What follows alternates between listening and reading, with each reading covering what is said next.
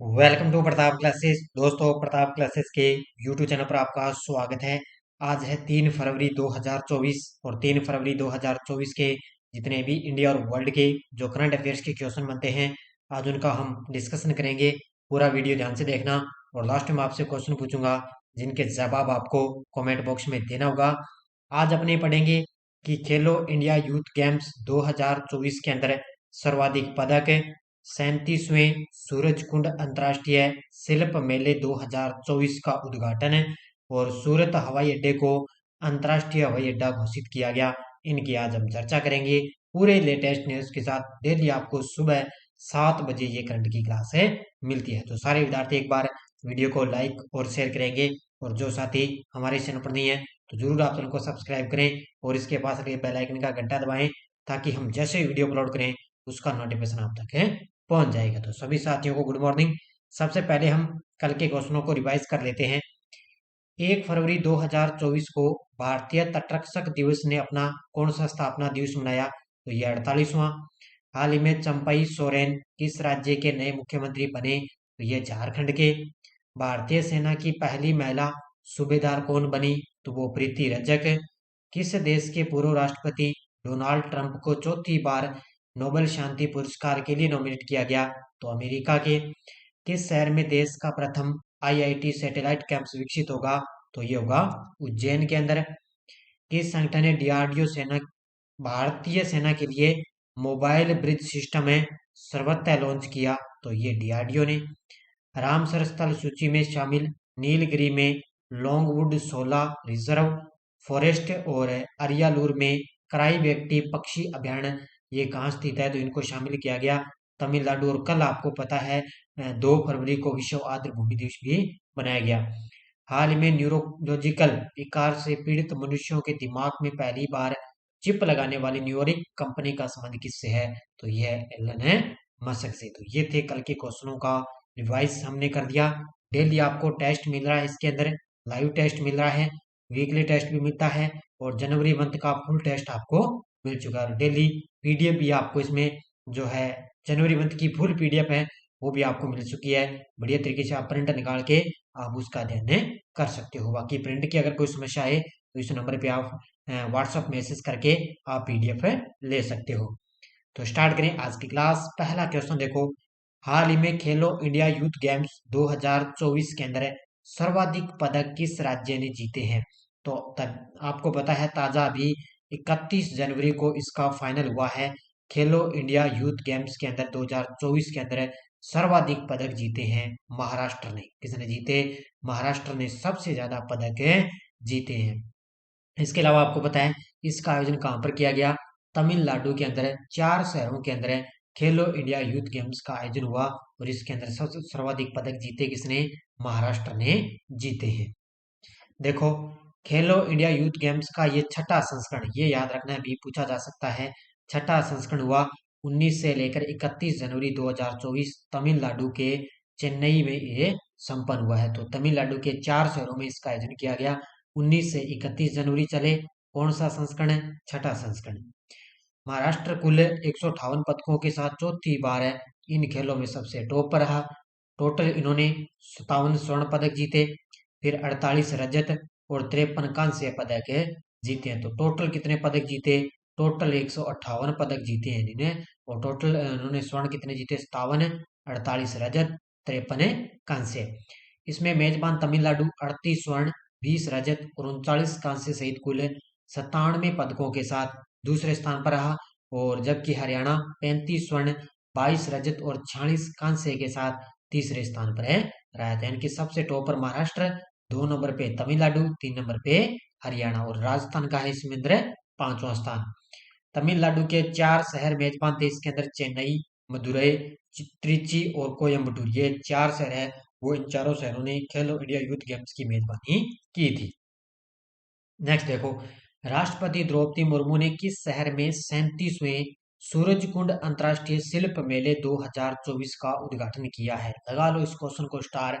तो राष्ट्रपति द्रौपदी जी मुर्मू द्वारा 37वें सूरजकुंड अंतर्राष्ट्रीय शिल्प मेले 2024 का उद्घाटन किया है हरियाणा के फरीदाबाद शहर में। कहाँ पर है?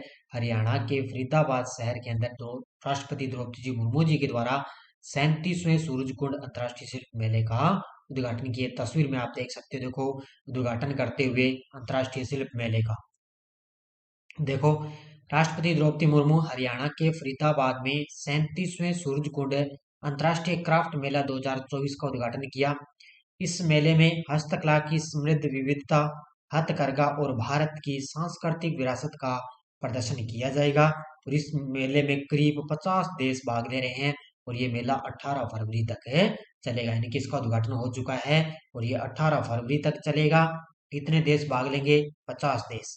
और इस मेले में तंजानिया भागीदार राष्ट्र के रूप में भाग लेगा। जो तंजानिया देश है ना, वो इसके अंदर भागीदार राष्ट्र के रूप में भाग लेगा। प्रधानमंत्री ने किस शहर में भारत मोबिलिटी ग्लोबल एक्सपो का उद्घाटन किया है? ये तस्वीर में आप देख सकते हो, ये हमारे देश के प्रधानमंत्री मोदी जी, और इन्होंने किस शहर में भारत मोबिलिटी ग्लोबल एक्सपो का उद्घाटन किया? ये किया है नई दिल्ली के भारत मंडपम में। नई दिल्ली में भी जगह पूछी जा सकती है आपके लिए, तो नई दिल्ली के भारत मंडपम में भारत मोबिलिटी ग्लोबल एक्सपो का उद्घाटन किया है। देखो, प्रधानमंत्री Modi Bharat mobility global expo का उद्घाटन किया, जो वैश्विक गतिशीलता केंद्र के रूप में भारत की प्रगति पर प्रकाश डालता है। यानी कि उन्होंने भारत मोबिलिटी एक्सपो का उद्घाटन किया। ये कहाँ पर किया? नई दिल्ली के भारत मंडपम शहर में।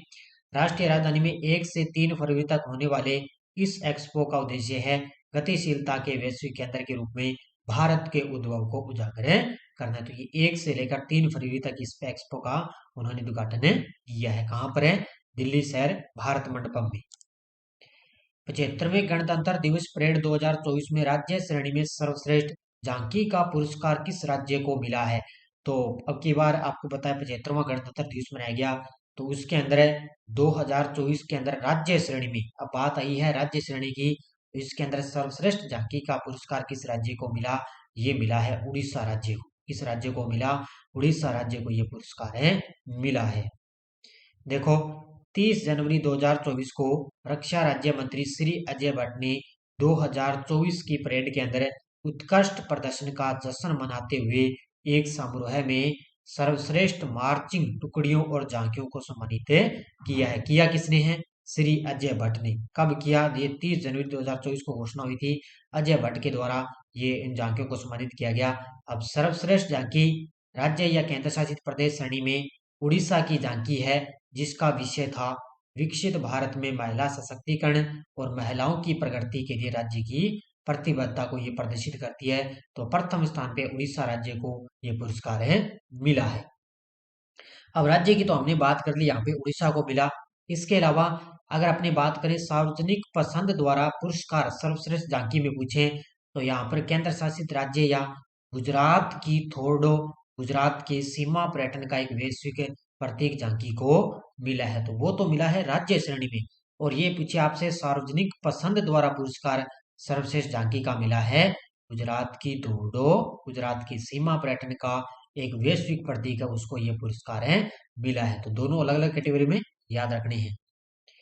भारतीय नौसेना ने किस वर्ष को नौसेना नागरिकों का वर्ष घोषित किया है? भारतीय नौसेना ने किस वर्ष को नौसेना नागरिकों का वर्ष घोषित कर दिया?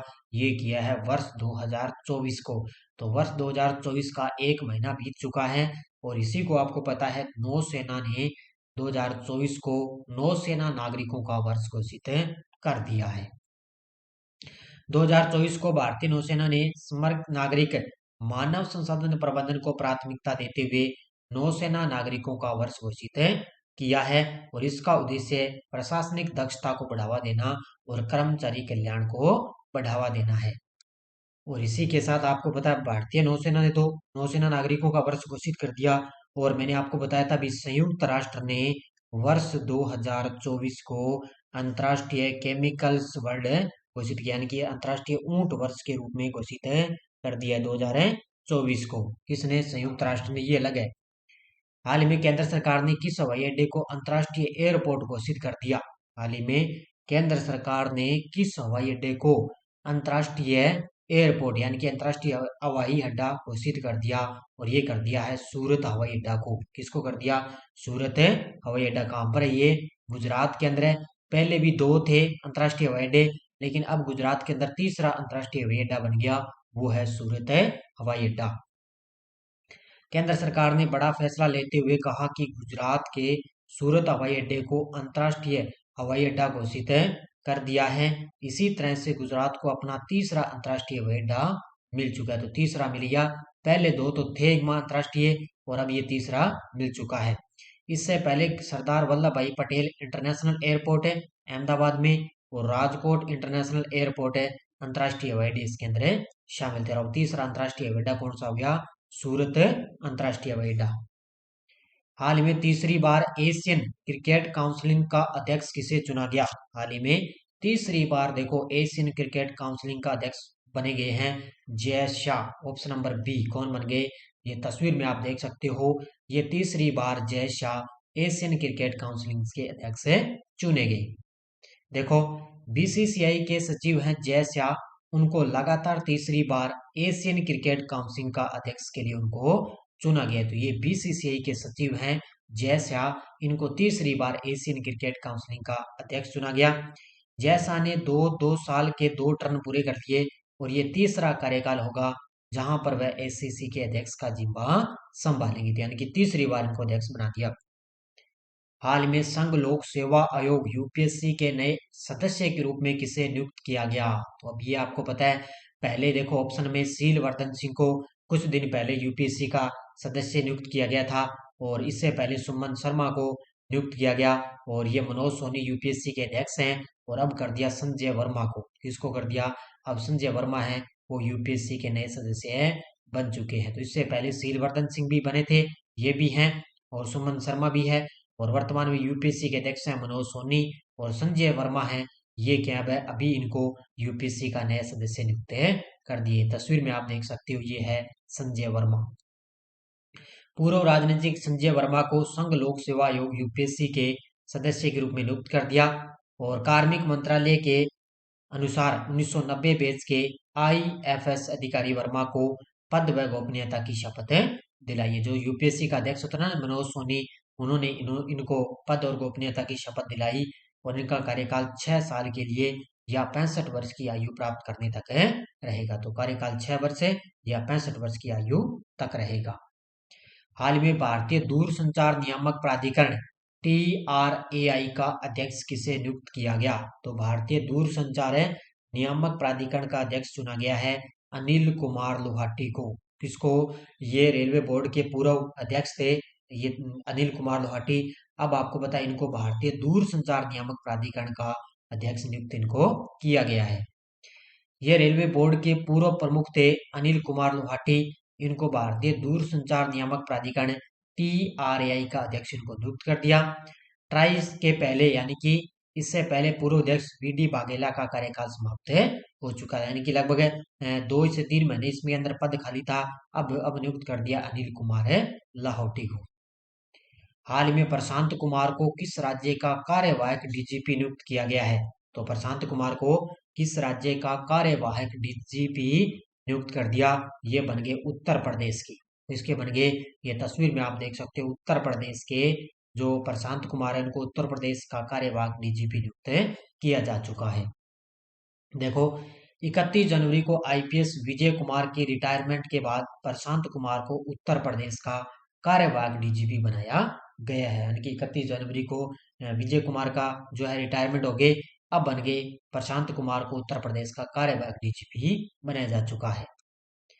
किस राज्य में कलेगनार स्पोर्ट्स किट पहल का शुभारंभ किया गया है? किस राज्य में?